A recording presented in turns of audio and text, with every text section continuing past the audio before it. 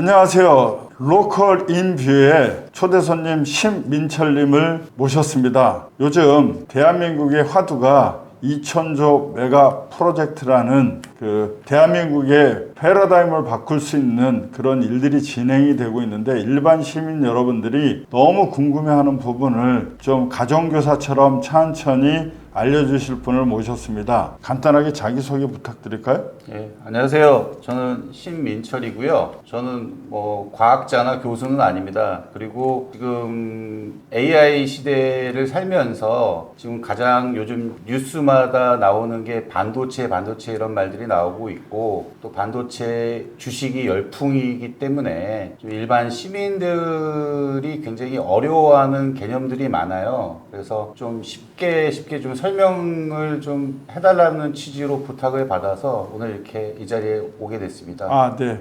그러면 제가 하나 좀 단도직입적으로 여쭤보겠습니다. 반도체가 뭐예요? 반도체는 전기를 통하게 하는 성질을 도체라고 하고요. 전기가 통하지 않는 성질을 부도체라고 합니다. 네. 근데 이제 반도체라는 거는 그 중간의 역할을 하는 물질을 말하는 거거든요. 네. 근데 이게 앞으로 이렇게 계속 설명될 때 되게 중요한 개념이 뭐냐면, 이 전기가 통한다라는 말이 굉장히 중요한 개념이 될 수 있습니다. 왜냐하면 전기라는 것들은 이동을 할 때 이 수분과 산소하고 만났을 때 저항이 생기거든요. 그래서 그런 것들을 굉장히 효율적으로 만드는 기술들이 이 반도체 기술에 다 집약되어 있다고 보시면 됩니다. 네. 그러면 네. 반도체도 뭐 여러 가지 종류가 있던데, 네. 그러면 그 종류도 간단하게 좀 소개를 시켜 주실 수 있죠? 네. 네. 반도체는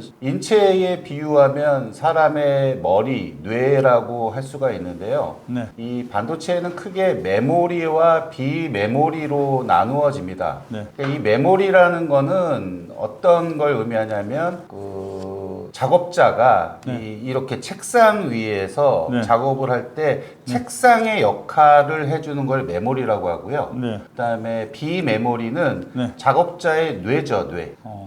그러니까 어떠한 작업을 하기 위해서 판단을 해야 되지 않습니까? 그 판단을 하는 부분을 비메모리라고 하고, 이걸 시스템 반도체라고 합니다. 그래서 여러분들이 많이 알고 있는 엔비디아라든지 네. 퀄컴이라든지 네. 이런 회사들이 이런 비메모리를 설계하고 만드는 회사들이고요. 그다음에 메모리는 데이터를 저장하는 역할을 하는 반도체를 말하는 거거든요. 그래서 이 삼성전자나 SK 하이닉스 같은 회사들, 미국의 마이크론 같은 회사들이 이 메모리를 굉장히 잘 만드는 겁니다. 그래서 이 메모리 회사들이 요즘 엄청난 주가가 오르고 있는 거고요. 그 이유는 여러분들도 잘 아시다시피 AI 시대가 오다 보니 방대한 데이터를 처리해야 되는 것은 필연적이거든요.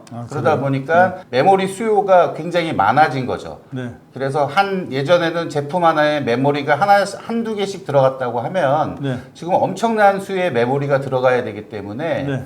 그렇기 때문에 이제 메모리 회사들의 밸류들이 계속 이제 올라가고 있다고 보시면 됩니다. 그러면 HBM이라는 거는 그 메모리들을 모아놓은 거네요? 그렇죠. 모아놓은 거예요? 아니면 별도의 반도체를 말하는 건가요? 그러니까 이제 HBM은 이제 SK 하이닉스가 이제 설계하고 만드는 주력 상품인데, 네. 아까도 말씀드렸듯이 데이터를 저장할 수 있는 공간을 메모리라고 하는데, 네. 그 메모리를 수직으로 쌓는 거, 적층한다고 하거든요. 이 그래요? 적층하는 기술을 하이닉스가 이제 구현을 해가지고 같은 면적의 아파트처럼 땅은 좁은 공간에 위로 올리는 거죠. 위로 올려서 반도체의 개수를 늘리는. 그래서 보통 이제 12층까지 이제 아파트가 올라간다고 보시면 되고요. 이렇게 쌓아 올리는 적층 기술로 만든 메모리를 HBM이라고 합니다.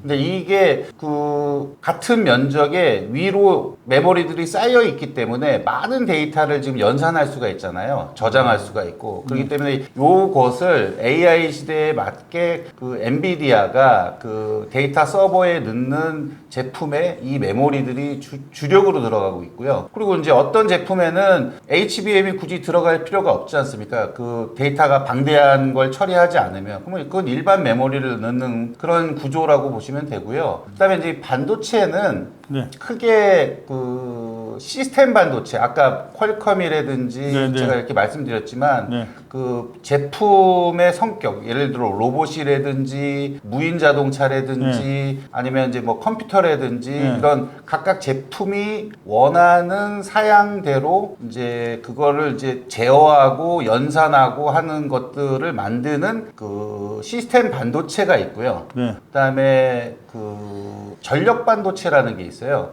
아까 이제 반도체는 이제 전기를 통하게도 하고 통하지도 못하게 하는 그런 기능을 갖고 있는 그 물질을 반도체라고 말씀을 드렸는데 네. 이 개념이 이제 전력 반도체에서는 어떤 걸 쓰냐면 네. 일반 그 시스템 반도체는 전기를 통해서 데이터가 주고받는 걸 말하는 거고 그 전력 반도체는 데이터가 가는 게 아니라 전기적 신호를 줘서 전압이라든지 전류의 내용을 바꾸는 걸 말하는 겁니다. 그래서 이 전력 반도체는 주로 자동차에 많이 들어갑니다. 자동차에 많이 들어가가지고 왜냐면 자동차는 이제 우리가 뭐 12V, 40V 이런 볼트들이 나오잖아요. 전압이라는 게 나오는데 이 전압이 고전압이 되면 위험하니까 저전압으로 바꿔줘야 되는 그런 기능들을 하는 것들이 이제 이 전력 반도체라고 보시면 되고 그러니까 반도체는 크게 우리들이 일상에서 접하는 시스템 반도체가 있고 그 다음에 자동차나 아니면 군사용 무기나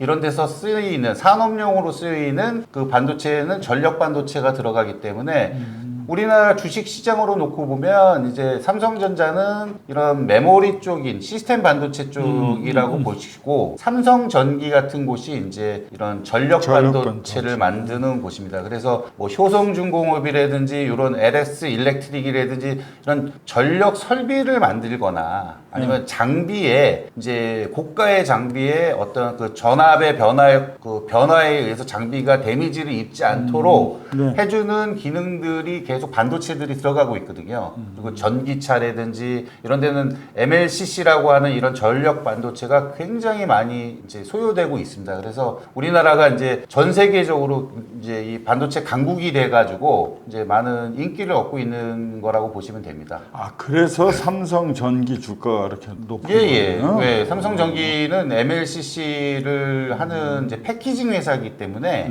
그러니까 전력 반도체랑 일반 시스템 반도체하고는 차이가 있다. 이제 그 정도면 그 이해되실 겁니다. 네. 그리고 요번에 그 호남 지역으로 그 팹을 짓는다 그러잖아요. 삼성전자, SK 뭐 팹을 짓는다라고 하는데 이게 지금 팹이 뭐예요? 그쪽에서 짓는 이유도 궁금하고 팹이 뭐예요? 이 팹이라는 거는 그 반도체를 제조하는 공장을 말하는 거고요. 공장은 알겠고요. 그다음에 팹리스라고 하면 그 반도체를 설계하는 회사를 말합니다. 이게 이제 굉장히 크게 이제 개념이 달라지는데 저희는 이제 애플이라는 회사는 이제 아이폰을 그 판매하지 않습니까? 근데 애플은 휴대폰 제조 회사가 아니에요. 엄밀히 따지면 팹리스라고 보시면 됩니다. 그러니까 그 애플 아이폰이나 삼성 스마트폰은 이제 들고 다니는 컴퓨터이기 때문에 이걸 설계하고 그다음에 그 집약시키는 이런 기술들 특허들을 이제 가지고선 그 여러 가지 기능들을 이제 컨비네이션 하는 거죠. 이런 것들을 설계를 잘 해야 그 설계도를 가지고 이제 집을 짓듯이 그 설계도를 만드는 데를 팹리스라고 하고 그 설계도를 보고 제품을 만드는 곳을 팹이라고 하는데요. 전 세계의 이 팹은 크게 삼성전자, SK하이닉스, TSMC, 미국의 마이크론, 그다음에 일본의 뭐 라피더스라든지 뭐 키오시스 같은 이런 회사들이 있습니다. 아, 그래요?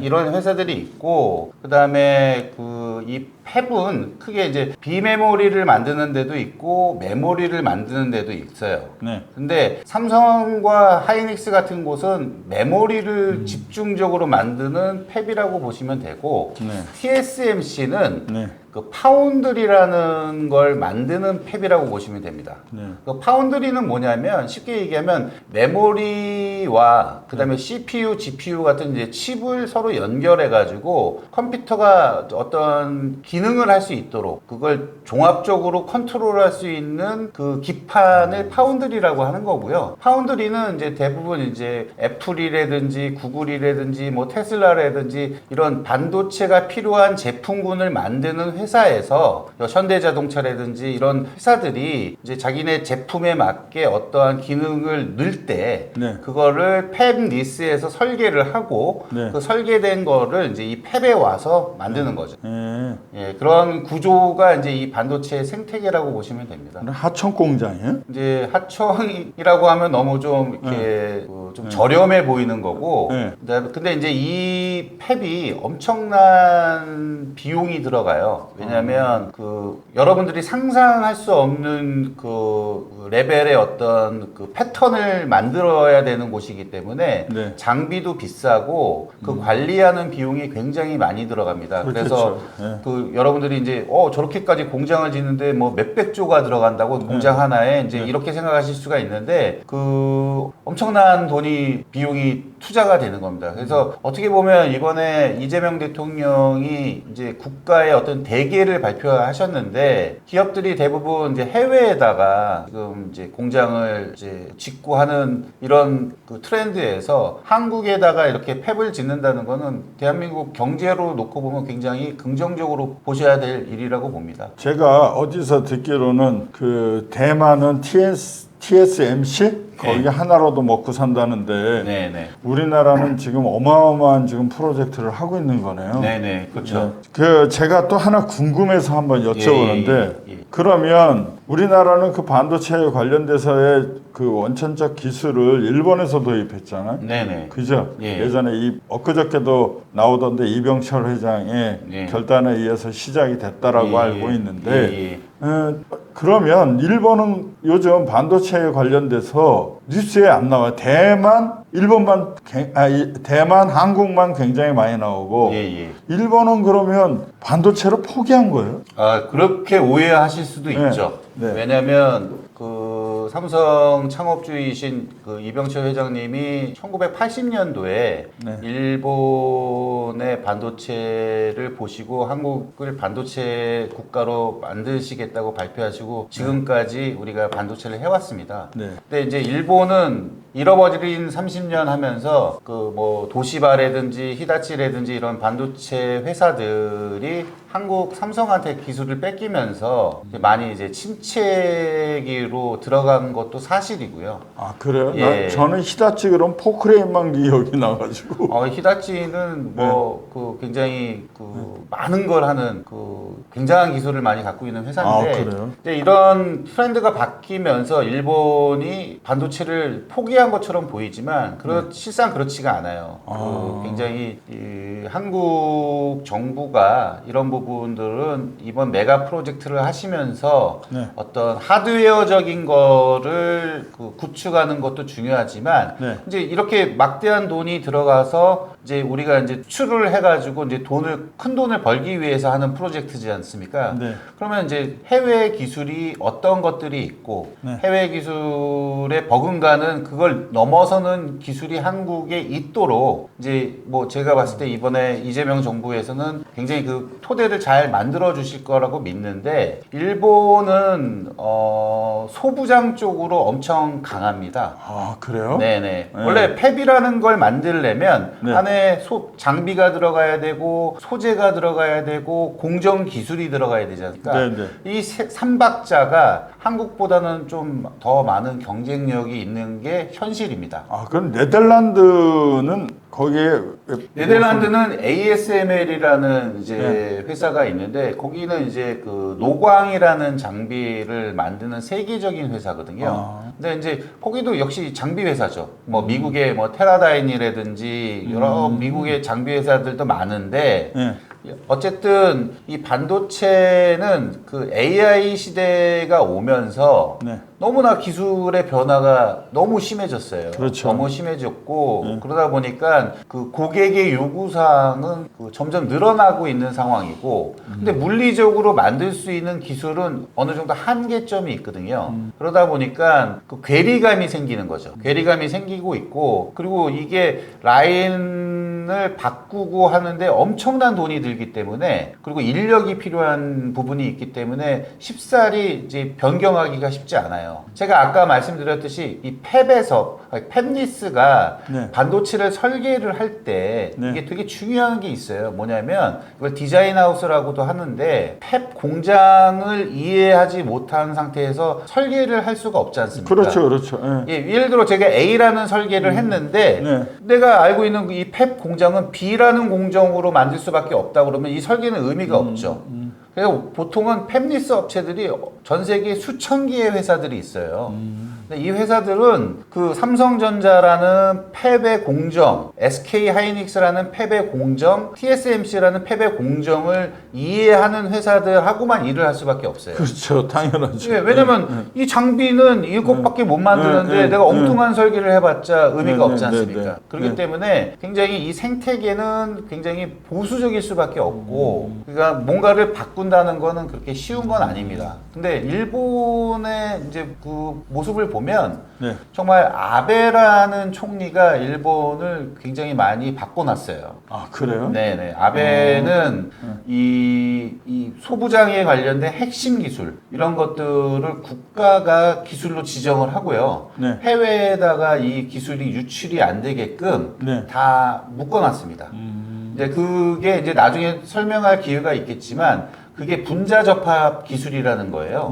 왜냐하면 이 접합 기술은 금속과 금속을 붙이거나 네. 금속과 다른 플라스틱 같은 고분자 물질하고 붙이는 기술을 말하는데 네. 이제 이 기술이 왜 반도체에 있을까 이렇게 궁금해 하실 수도 있어요. 근데 반도체에는 반도체 기판이 구리거든요.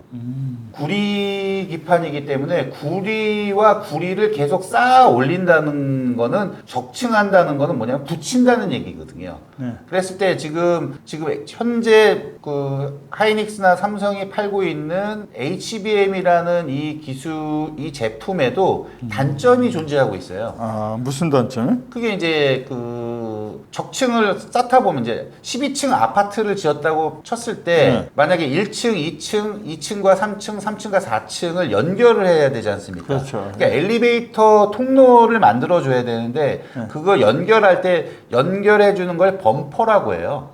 이 범퍼를 가지고 계속 쌓아 올리는 거거든요. 네. 근데 이 범퍼가 열에 약합니다. 근데 이제 방대한 데이터를 돌리다 보면 메모리가 발열이 심해져요. 그러니까 이 열에 문제가 발생한다는 거죠. 좀 전문적으로 말씀드리면 구리하고 이 범퍼는 주석 성분이거든요.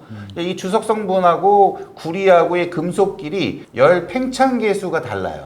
그렇겠죠. 예. 그렇기 때문에 뜨거워졌다 식었다 뜨거워졌다 식었다가 반복이 되다 보면 이게 서로가 괴리감이 생기기 때문에 방리가 된다든지 아니면 주석이 녹는 문제가 발생합니다. 주석이 예. 그래서 왜냐면 구리가 녹을 것 같아요. 좁은 공간 안에서 집약적으로 올려놨기 때문에 이 열을 어떻게 빼느냐의 문제가 지금 반도체 산업의 핵심 이슈가 되고 있어요. 그렇기 때문에 이런 부분들을 어떻게 개선할 것인가. 그런 거에 이제 지금 젠슨왕이라 이런 이 반도체 산업을 이제 이끄는, 그러니까 반도체 산업을 이끄는 건 팹을 가지고 있는 삼성이나 하이닉스가 하는 게 아니라 이 반도체가 들어간 제품을 만들어서 서비스를 하는 회사들, 이런 회사들이 주 고객이지 않습니까? 네. 삼성의 고객, 하이닉스의 고객들의 요구사항들이 나온다는 거죠. 네. 제품을 내구성이 있고 오래 써야 되는 거니까 그럼. 제품이 비싸니까 네, 네. 이제 이러한 것들을 어떻게 개선할 것인지에 대해서 할 때 네. 이때는 이제 접합 기술이라든지 소재라든지 이런 것들이 굉장히 이제 핫 이슈가 되고 있고 이거를 빨리 받아들이고 적응하는 회사가 앞으로는 패권에서 승자가 될 거라고 저는 보여집니다. 그러면 네.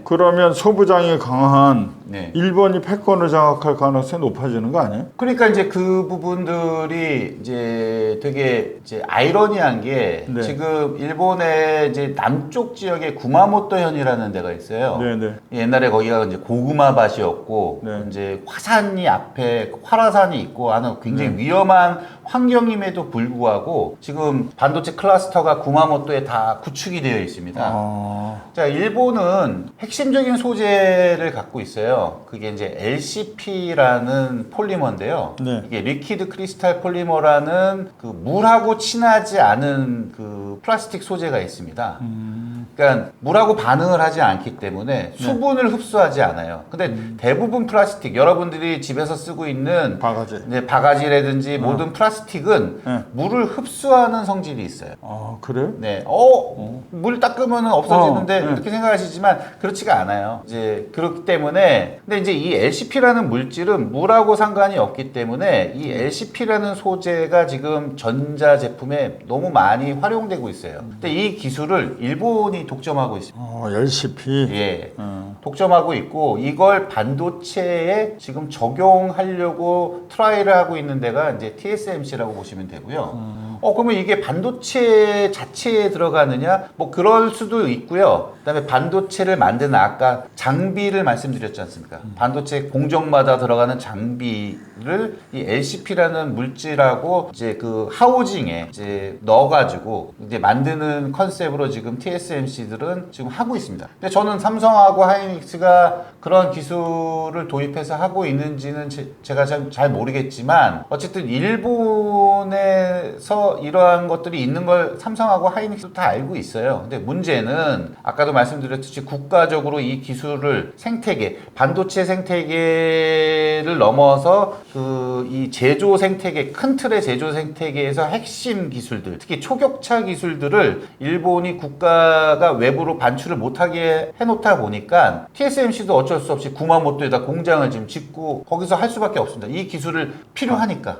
자, 그러면 우리가 이렇게 생각할 수가 있어요. 예를 들어 하이닉스라든지 삼성이 이 기술을 뛰어넘는 어떤 초격차 기술을 확보하게 된다면 그러면 결국 해외에 있는 돈이 많은 회사들이 우리나라에 올 수밖에 없지 않습니까? 그렇죠. 예, 저는 이재명 대통령의 이번 정책을 굉장히 지지하는 이유가 있어요. 그건 뭐냐면 우리가 그 제조 기반이 강한 국가 중에 하나지 않습니까? 저희는 없는 시스템이 없어요. 그러니까 뭐든지 다 만들 수 있는 자체적으로 조달이 가능한 공급망을 갖고 있는 국가인데 문제는 이것들이 이제 정리가 안 되어 있다는 거죠. 근데 그거를 이제 이재명 정부에서 그 굉장히 이제 좀 산업 섹터별로 잘 정리를 조화롭게 하시는 것 같고 그 다음에 미래의 먹거리, 한국 산업이 갖고 있는 모멘텀은 이건데 우리가 미래에 나가서 할 수 있는 것이 무엇인가 이런 것들에 대한 방향성을 정부가 잘 제시를 했다고 보고 그리고 기업이 이제 그 해외 투자를 않고 국내에 투자를 함으로써 이제 좋은 선순환이 되게끔 하려는 것 같아요. 그래서 너무 저는 이번 정책 메가 프로젝트에 대해서 개인적으로는 굉장히 지지하는 편입니다.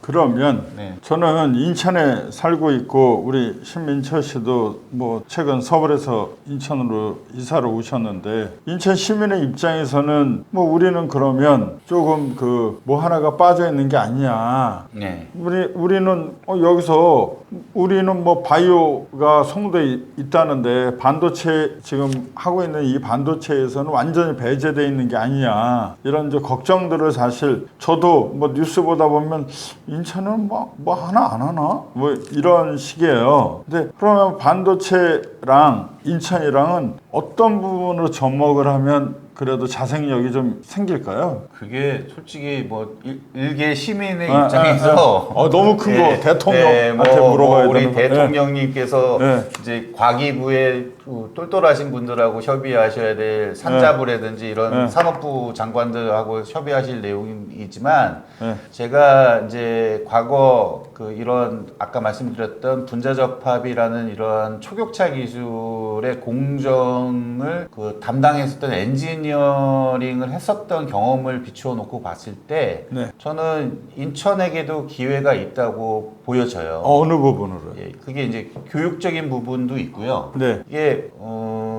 팹이 만들어진다는 건 네. 그 생태계를 구축하는 거거든요. 네. 근데 대부분 지금 그 이 대통령께서 발표하시고 난 다음에 지금 온 나라가 시끌벅적하지 않습니까? 지금 네, 네. 뭐 왜 여기는 왜 안 되고 네, 네. 왜 여기는 되고 호남에서도 왜 전북은 소외되고 막 이런 얘기 하잖아요. 네, 네, 네. 근데 일단은 그 팹이 만들어지고 장비가 들어가고 하는 건 다 만들면 되는 거니까 뭐 문제가 없어요. 하지만 이제 이거를 이제 장비를 운영하고 하는 사람인 엔지니어들이 필요하지 않습니까? 그렇죠. 예, 이 엔지니어들을 대통령은 이제 대학을 육성하겠다고 말씀은 하셨어요. 예, 예. 하셨지만은 그 반도체 학과가 있지 않나? 예, 반도체 학과 있어요. 계약학과로 네, 해서 있고 하지만은 저는 우리가 이제 조금은 다른 시각으로 좀 하나 볼 필요가 있다고 봅니다. 그러니까 그거에 대한 그 롤 모델이 잘 구축되어 있는 데가 있어요. 그게 어디냐면 일본입니다.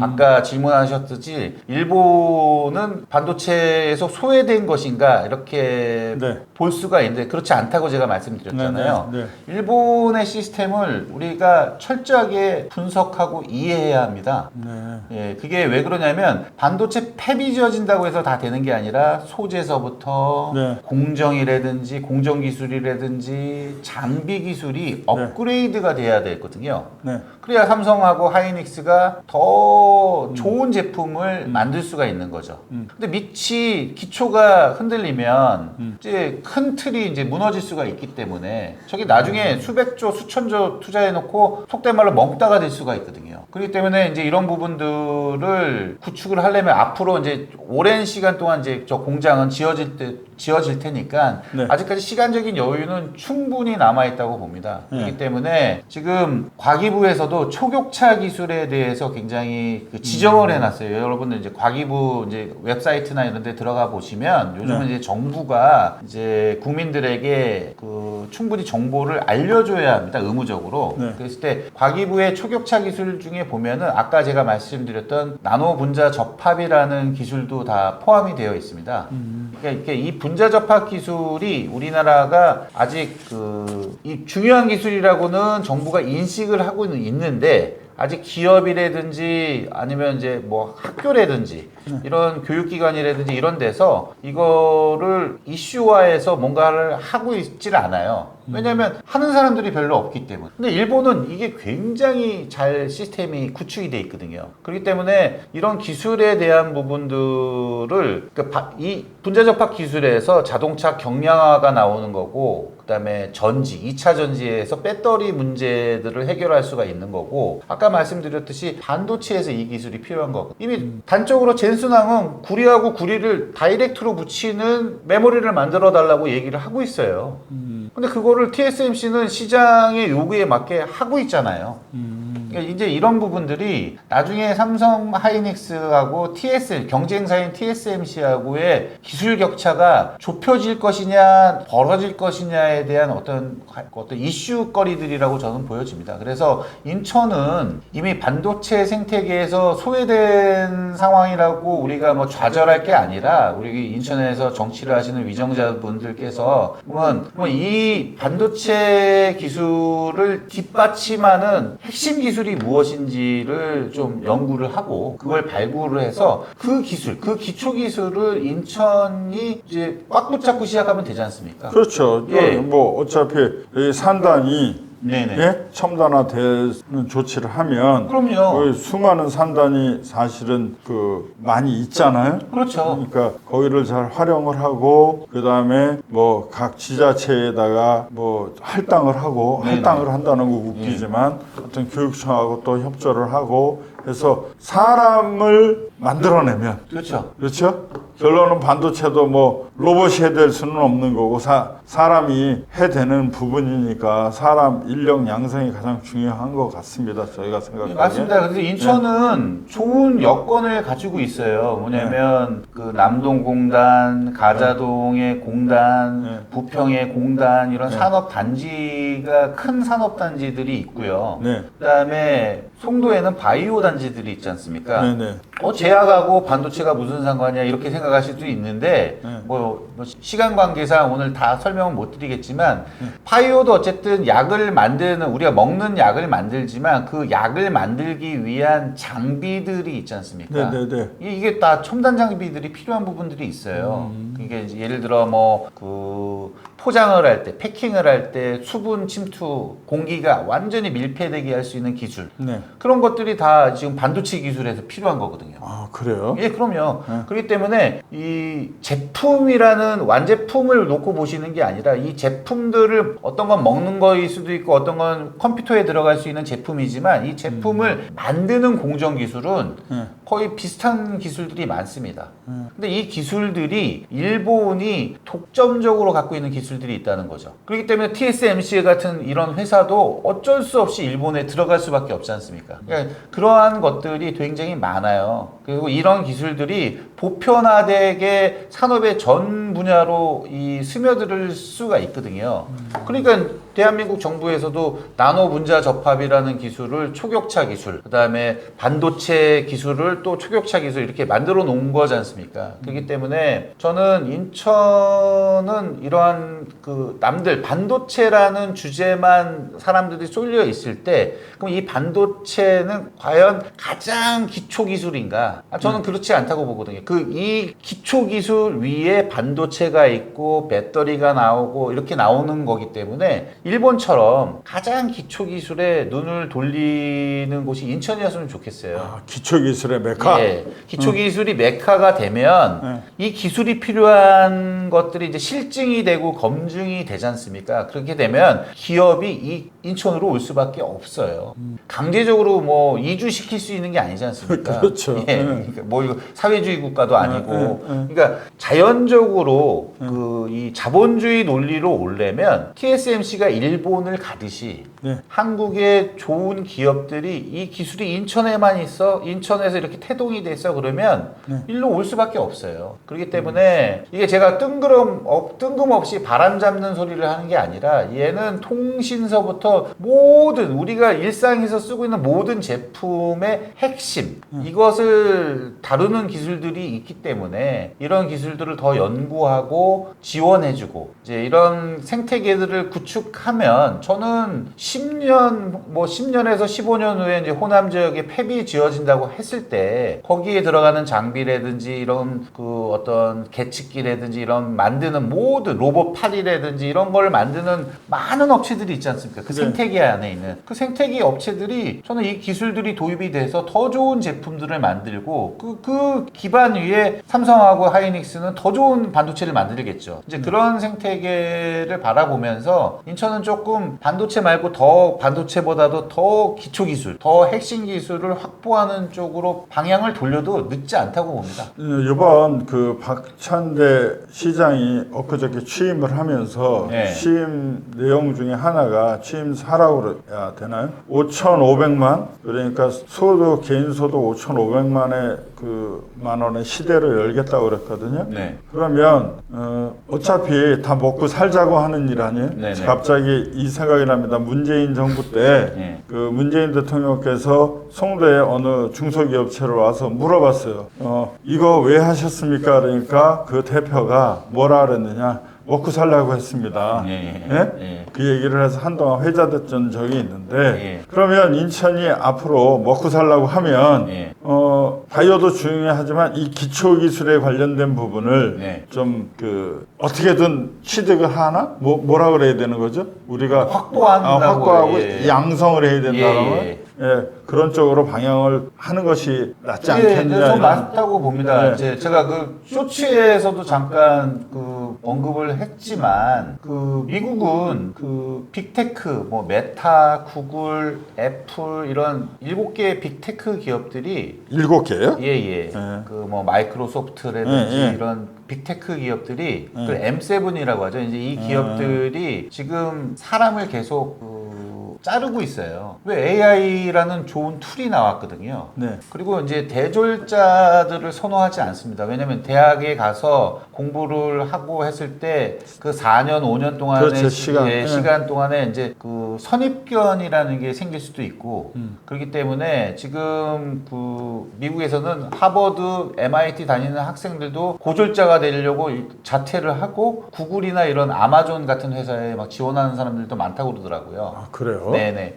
이게 AI가 갖고 온 이 새로운 병폐일 수도 있고 트렌드가 될 수가 있는데요. 네. 지금 어쨌든 미국은 고졸자들 위주로 뽑아서 큰 기업들이 AI를 잘 가리켜서 아이들이 창의적으로 생각할 수 있는 기반 네. 이런 것들을 만들려고 노력을 한다고 봅니다. 근데 또 그 한 가지 궁금해서 그러는데 네. 아니 한 40살쯤 되면 잘리는 거 아니에요? 뭐 그럴 수도 있죠. 근데 근데 대학 교육을 제가 무시하는 게 아니라 네. 이제 그렇듯이 올해 삼성하고 하이닉스도 얼마 전에 네. 고졸자들 뽑겠다 그 이런 얘기 얘기들 봤어요. 예. 이제 기사로 나오고 하는 걸 네, 보면은 그럼 이 AI 시대의 교육이라는 것이 무엇인지를 우리가 조금은 생각을 해봐야 될 시점이라고 저는 생각해요. 예를 들어 뭐 교육감도 계시고 교육부 장관님도 계시고 이제 다양한 정치적인 성향의 어떤 리더들도 계시지만 세상은 지금 너무나 많이 급변하고 있지 않습니까? 그렇죠. 그리고 불과 몇 년 전만 해도 외고, 과학고가 트렌드였으면 요즘은 갑자기 반도체고가 트렌드가 되고 있거든요. 네. 그러니까 전국에 지금 반도체 고등학교가 한 20개 정도 되는 걸로 제가 알고 있는데 인천에도 제물포에 반도체 고등학교가 있어요. 네. 그러니까 기본적인 인프라는 있는데 이 학교가 중요한 게 아니라 이 하드웨어가 중요한 게 아니라 네. 뭘 가리키고 있는지가 이제 되게 중요하지 않습니까? 이 소프트웨어가 굉장히 중요한 건데 지금 저는 이제 이 요즘 아이들이 어렸을 때부터 AI를 접하게 되고 다양한 컨텐츠들 속에서 살고 있기 때문에 네. 우리 어른들 기성세대들이 생각할 수 있는 그런 수준이 아니라고 저는 보여져요. 그렇기 때문에 아이들의 미래도 저는 중학교, 고등학교 단위에서부터도 교육의 편제들이 굉장히 많이 바뀔 거라고 보고 왜냐하면 시대가 요구하고 있잖아요. 많은 사람의 엔지니어들이 필요하고 여기서 교육된 아이들이 사회로 나와서 또 회사에서 삼성이나 하이닉스나 이런 데서 또 거기서 기능적인 그 경험을 쌓고 그러면서 전문가가 되는 거거든요. 일본은 이미 고등학교와 대학이 연계돼서 이런 분자접학 기술을 가리키고 있어요. 그리고 여기서 육성된 아이들에게 대학을 갈 때 좀 더 깊이 있는 공부를 할 수 있는 기회를 줄 때 가산점도 주고 여러 가지 그런 시스템들이 만들어지고 있거든요. 그럼 한국도 이제 저는 그렇게 될 거라고 보고 있고요. 저도 이런 쪽에 관심이 많고 경험을 했던 사람이다 보니까 뉴스를 보면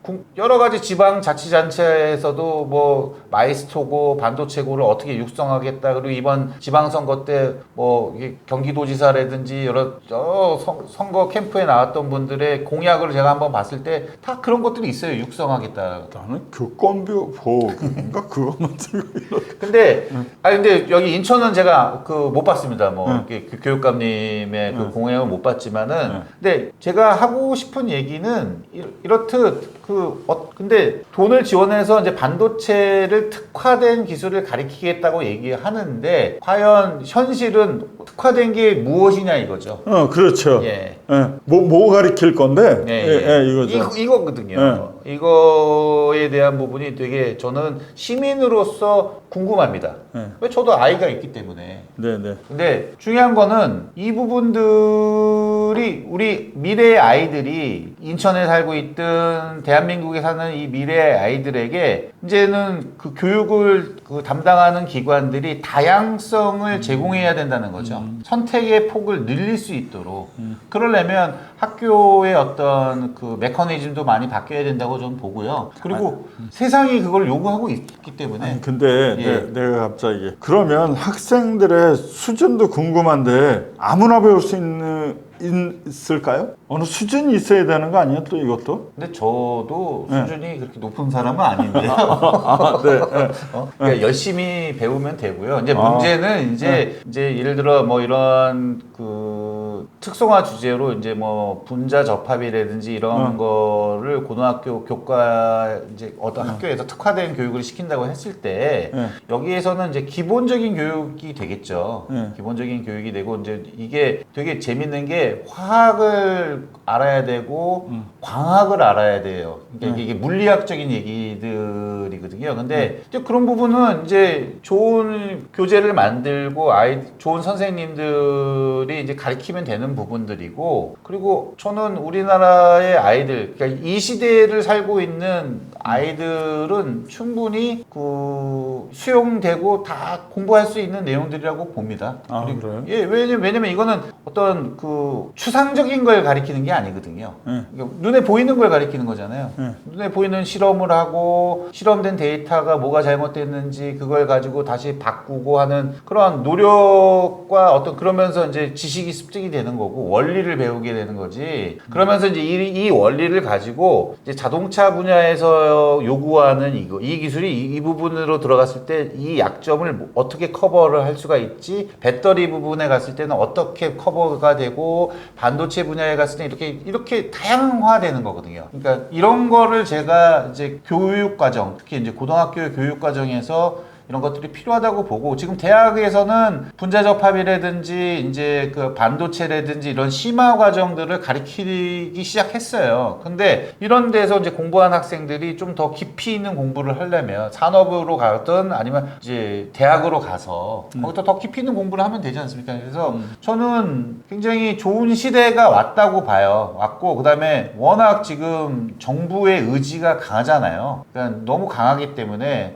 단편적으로 제가 한 가지만 더 말씀드리면, 이번 폐 프로젝트를 얘기하면서 물 얘기를 많이 합니다. 용수. 지금 언론에서 발표된 게 4개의 폐비 만들어지면 하루에 75만 톤의 물이 필요하다고 얘기를 하거든요. 용수가.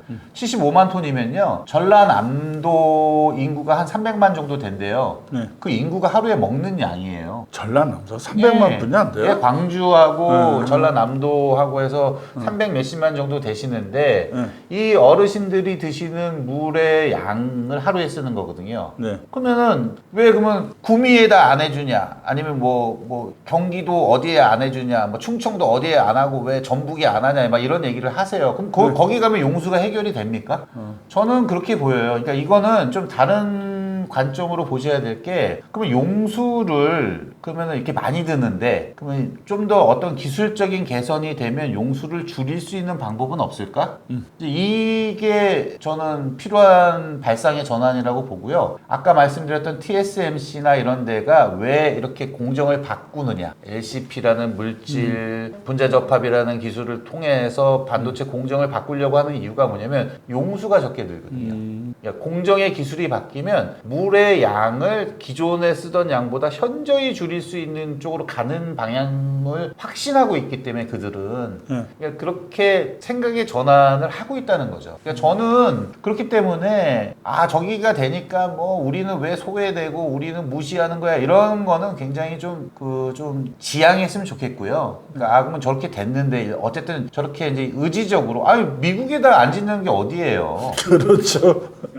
저기 텍사스나 호남이 아니라 텍사스에 가고, 그러면 소부장업체 다 따라가야 되고, 그다음에 중국에다 짓거나 뭐 캐나다에 짓거나 뭐 이렇게 안 하는 것만 해도 다행이잖아요. 그러다 저기 지네 마음에 안 들면 쇠사서 채워갖고 저기 말 안 듣는다고 그러면 이제 막 갑자기 수갑 채워가지고 감금하고 이제 이럴 수가 있잖아요. 근데 저는 이게 일단 정책이 이렇게 정해졌으니 이렇게 가면 이제는 소외된 지역들이 있어요. 있는데 이걸 이제 여기서 그러면 우리가 이 혜택을 받기 위해서는 어떤 부분이 여기 약한 고리들이 있으니까 우리는 근데 이 부분은 우리가 강해. 그러니까 이게 좀 국가가 좀 도와주실래요? 이런 발상의 전환이 저는 필요하다고 보고요. 그리고 이 기술들 오늘 이렇게 주절주절 제가 말씀드렸던 이 기술들은 정말 이 초격차로서 해외하고 싸울 수 있는 유일한 유일한 무기라고 저는 보여져요. 그렇기 때문에 약간 좀 어려운 내용들을 많이 말씀드렸지만은 하여튼 이 기술이 빨리 변하는 시대에서는 시민들도 많이 공부를 하셔야 됩니다. 많이 공부를 하셔야 아무튼, 되고 예. 예, 고생 많으셨고 제가 한 가지 갑자기 생각이 나서 이제 마무리를 할 시간이 다가오는데 챗 GPT인가요? 네. 거기다 물어보면 똑똑한 질문을 해야 네. 똑똑한 답이 나온다. 네. 예? 네. 멍청한 답을 넣으면 멍청한 답변이 나온다. 네. 이거는 확실하거든요. 네. 예. 그리고 또 하나는 그러면 서울은 왜 가만히 있느냐? 예. 옆에 한강도 있는데. 예. 네? 용수가 풍부하죠. 용수가 풍부한데. 예. 예. 그러니까 제가 가끔 착각을 하는 게 우리나라 대한민국은 그렇게 큰 나라가 아니더라고요. 예. 그 영토 면적으로는 굉장히 작은 나라라 마음만 먹으면 4시간, 5시간 안에 다 도착을 하거든요. 예. 그죠? 예. 근데 마치 막 텍사스나 막 예. 이런 데다 짓는 것처럼 착각들을 하시는데 예. 아무튼 이번에 알기 쉽게 오늘 설명을 많이 해주셔서 다음 시간에는 그러면 도대체 분자 접합이 뭐냐 이거에 대해서만 집중적으로 한번 시간을 내서 해주실 거죠? 네, 하여튼 예. 다음 시간부터는 네. 이제 오늘 제가 이렇게 굉장히 강하게 강조드렸던 이 분자 접합 기술이 뭐고, 네. 그다음에 이게 여러분들 일상에서 네. 어떤 제품에서 어떤 기능을 하고 있는지를 좀 이제 간략하게 좀 설명을 드릴게요. 설명을 드리고 이제 이런 것들을 이제 계속 여러분들이 이 영상을 보시고 계속 이렇게 쌓다 보시면 경험을 하시다 보면은 이제 좀 세상을 바라보실 때 좀 색다른 재미를 느끼실 수가 있고, 그다음에 뉴스에서 나오는 얘기들을 이제 이해하실 수가 있잖아요. 우리가 사람이 괴로운 거는 어떤 누군가가 대화를 하는데 그 내용을 도저히 내가 이해할 수 없을 때 괴롭지 않습니까? 그렇기 때문에 그런 취지로 좀 쉽게 설명을 해드리려고 이제 이런 영상을 마련하고 한 거니까 좀 좋은 뜻으로 좀 봐주시고, 다음 시간에 분자접합 기술 예고편으로 제가 저번에 한번 언급 드린 적이 있었는데 F-35 전투기, 네. 미국의 스텔스 전투기, 네. 이 전투기의 동체를 미국에서 안 만들고 일본에서 만든다. 네. 그게 일본에서 만든다고? 예, 미국 전투기를 일본에서 만들어요. 네, 궁금하죠? 네, 다음 시간에 네. 뵙겠습니다. 네. 네, 고생하셨습니다. 수고하세요.